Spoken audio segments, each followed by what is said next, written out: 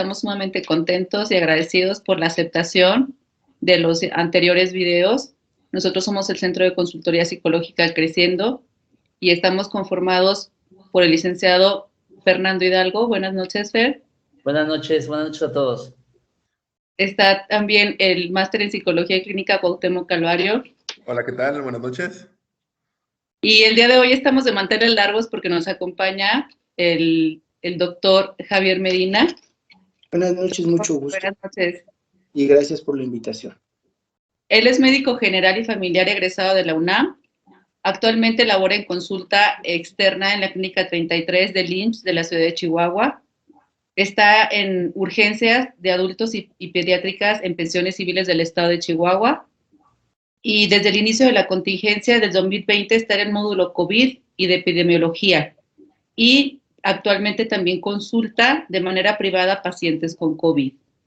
Así que más adelante, de todas maneras, vamos a dejar sus datos, doctor, para quienes les quieran consultar, quieran buscarle, puedan tener acceso a que usted les pueda brindar información y apoyo, ¿le parece? Claro que sí, con mucho gusto. Muy bien. En esta ocasión tenemos un tema sumamente interesante, que son factores desencadenantes de depresión y ansiedad por la cuestión de la contingencia. Sabemos que el COVID es una enfermedad que puede dejar secuelas en los pacientes que se han contagiado, no solo a nivel físico, sino también a nivel de la salud mental. La incertidumbre y el miedo al encierro ha desencadenado un aumento de depresión y ansiedad en personas que obviamente ya tenían ciertos antecedentes.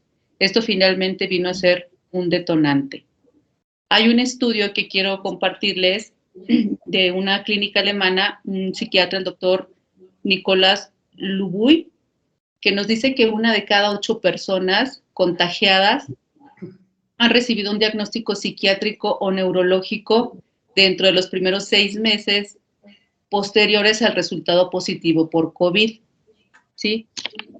Entonces, me gustaría empezar para que nos pudiera ayudar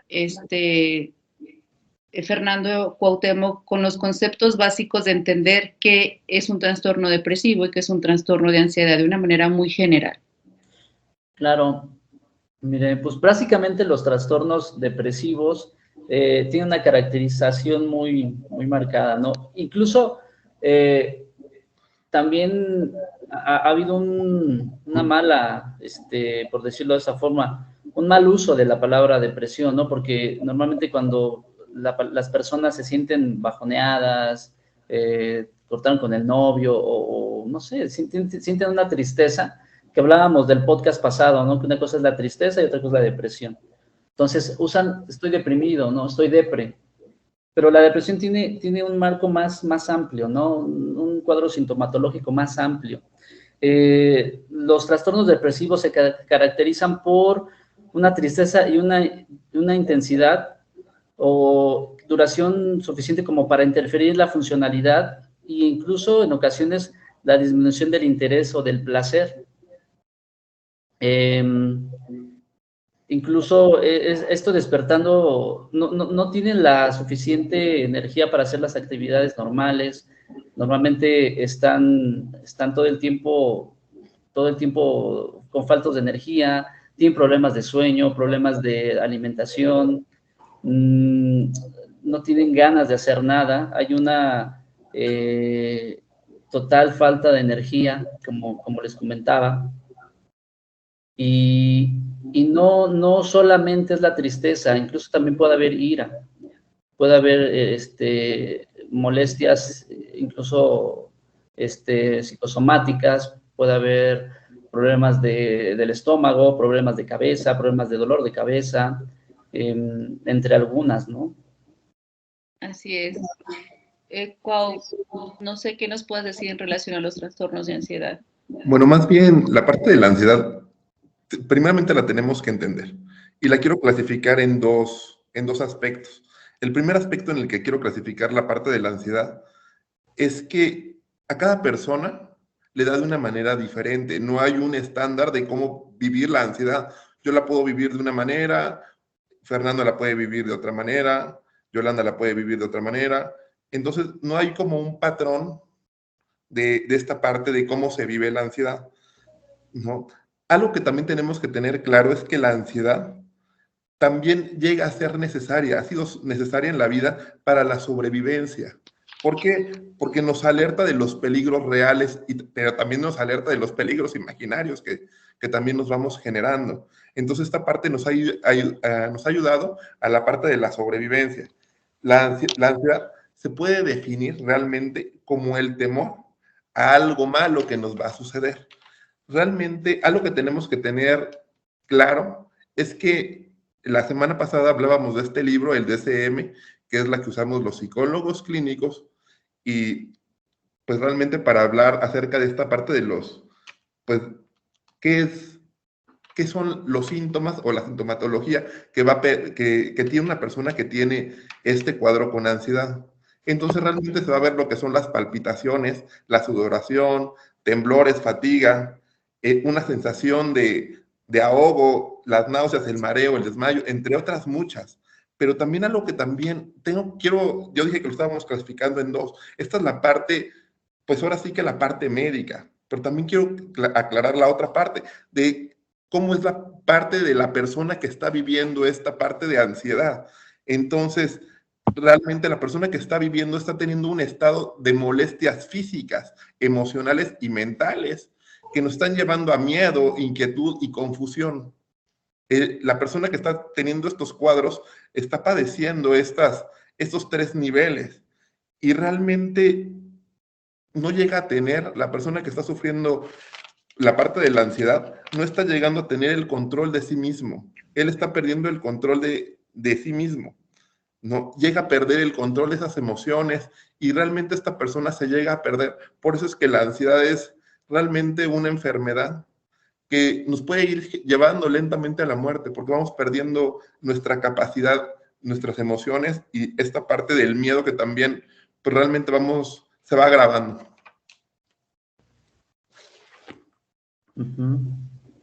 A mí me gustaría complementar lo que acaban ustedes de comentar, hacer una especie de resumen. Y efectivamente, la ansiedad es como la presión arterial, es como el colesterol, todos lo tenemos, pero no lo tenemos al mismo nivel. El doctor luego nos podrá decir que efectivamente para poder decir que hay salud o no, se manejan ciertos estándares.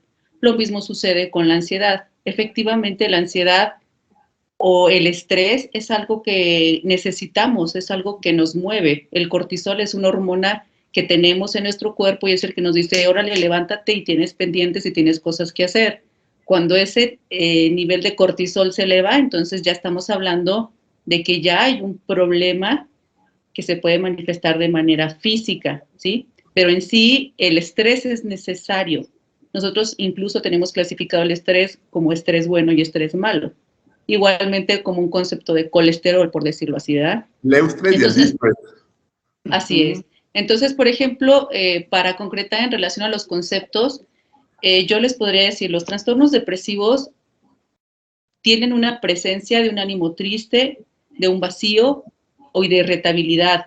Van acompañados con cambios somáticos, ¿sí? Hay una manifestación física. Hay manifestaciones cognitivas y afectan significativamente la funcionalidad del individuo, que era lo que comentaba Fernando. Dejan de ser funcionales. Llega un momento en que, como comentamos la vez pasada, ya puede llegar la pareja o los padres y decir, pues que estás siendo acostado, acostada, porque no te levantas y haces tus cosas, ¿sí? Dejan de ser funcionales, dejan de cumplir con sus tareas o con sus trabajos. Lo que hace la diferencia es la duración, la presentación temporal y la etiología, o sea, las causas de cada una de ellas. La vez pasada hablábamos que son diversas las causas, hay causas incluso, las etiologías varían desde las cuestiones heredofamiliares, las tendencias que traemos, así como cualquier otro tipo de enfermedad, como una cardiopatía, como una cuestión de cáncer, como una cuestión de diabetes. Si traemos un antecedente heredofamiliar, igualmente con los trastornos mentales, también podemos ser potencialmente más dados al desarrollo de los mismos si nuestra familia así lo presenta. En relación a los trastornos de ansiedad, la ansiedad comparte características junto con el miedo, ¿sí? Son excesivos y tienen alteraciones conductuales asociadas. El miedo, por ejemplo, es una respuesta a una amenaza inminente. Esta respuesta puede ser real o puede ser imaginaria. Hay pensamientos de defensa o fuga, de peligros y conductas de huida. O sea, esto era lo que comentábamos. Nuestro cuerpo está diseñado, incluso bioquímicamente, para emprender lucha-huida. Tenemos neurotransmisores que se encargan de eso. La adrenalina, la noradrenalina. Estamos estructurados para que ese miedo sea una parte funcional en nosotros, para que esa ansiedad también sea funcional en nosotros. La ansiedad, para tener esta pequeña diferencia, es una respuesta anticipatoria a una amenaza futura, asociada con tensión muscular. Ahí vienen las manifestaciones físicas. Se relacionan con una angustia hacia el futuro y comportamientos cautelosos y evitativos. Esto es en general las conductas o las manifestaciones que tienen las personas que sufren de ansiedad, ¿sí? Entonces, dime. Decía, el sistema simpático y el parasimpático funcionan. El sistema simpático, cuando lo que tú comentabas, Yoli, detecta un peligro, un posible peligro, se activa el sistema simpático. Es estar en alerta, el cuerpo se mantiene en lucha o en huida. O en huida. Si el sistema parasimpático no funciona, entonces todo el tiempo este sistema simpático está activo. Ahí genera la ansiedad. Es el miedo. Así es. Así es. Entonces se conjuntan ambas cosas para desarrollar un trastorno como tal. ¿Sí? ¿Por qué? Porque, por ejemplo, cuando hablamos de una fobia, hablamos de un miedo exagerado irracional. a una situación, un miedo irracional, efectivamente. O sea, el miedo es necesario, lo tenemos para protegernos. Pero cuando ya llegamos a un miedo irracional, entonces ya lo catalogamos o lo diagnosticamos como un trastorno de ansiedad o un trastorno de fobia o fóbico. ¿Sí? Entonces, ya teniendo estos conceptos, la intención, doctor, es que usted nos ayude a relacionar cómo las cuestiones del COVID, usted que ha tenido la experiencia muy cerca con estos pacientes, cómo esta situación se relaciona con las cuestiones de depresión y con la ansiedad, que como comentábamos, sabemos que ya existían y tener la enfermedad o tener un pariente, un amigo con la enfermedad, simplemente se vuelve un detonante o un desencadenante. ¿Sí? Entonces, pues el tiempo es para usted, doctor. Antes que nada, muchísimas gracias por la invitación y pues la plática la vamos a hacer lo más simple para poderla entender.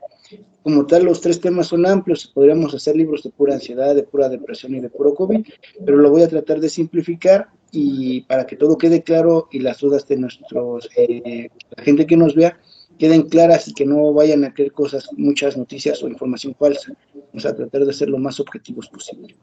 Exacto, muchas gracias, doctor. Cuando gusten, empezamos.